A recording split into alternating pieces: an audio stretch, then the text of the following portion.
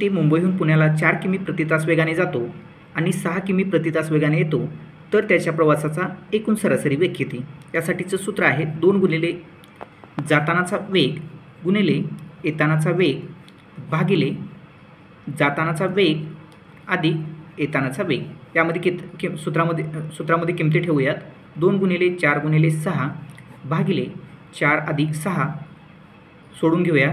2 गुणिले 4 गुणिले 6 भागिले 6 आणि 4 10 बेके बे बे पंचे 10. आता उरले किती? 4 गुणिले 6 भागिले 5 6 चोक 24 भागिले 5 5 एके 5 5 चोक 20 उरले 4. 5ने 4ला भाग जात नाही, यासाठी इथं पॉईंट दिला आणि इथं 0 दिला. 5 40 म्हणजेच त्या व्यक्तीच्या प्रवासाचा सरासरी वेग 4.8 किमी प्रति